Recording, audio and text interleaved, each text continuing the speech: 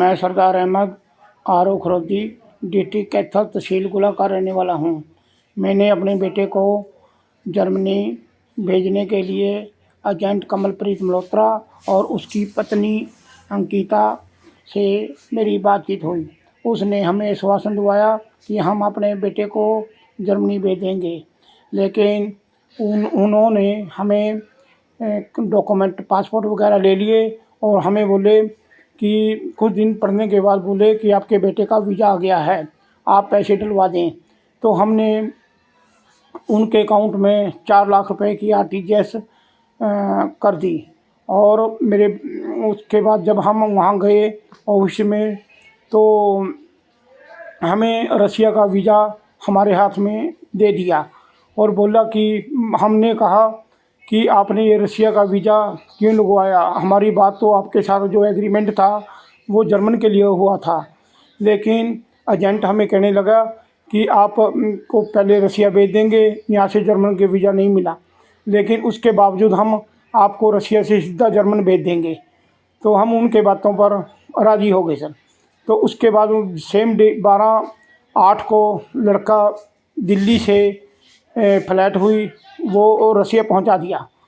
रसिया से ही same day उसको वहां से किडनैप करवा के बेलारूस ले जाया गया। बेलारूस 4-5 दिन उन्होंने बेटे को बंदी बना के रखा और उसके बाद 18 तारीख को वो बेटे को बोले कि आपको बॉर्डर क्रॉस कराएंगे।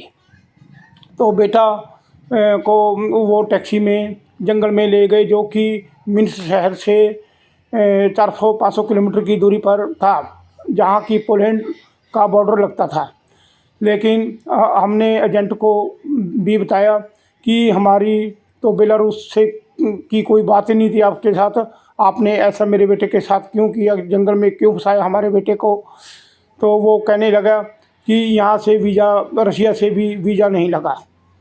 तो इसके बावजूद एजेंट ने जंगल में मेरे बेटे के साथ बुरी तरह से अत्याचार करवाए और डंकरों से मारपीट करवाई और गर्म सरिये उसकी लातों पर लगवाए, जलती हुई सीट से टॉर्च करके कहलवाया और रिकॉर्डिंग बनवाई कि मैं जर्मन पहुंच गया हूं और ये पैसे एजेंट के खाते में डाल दो।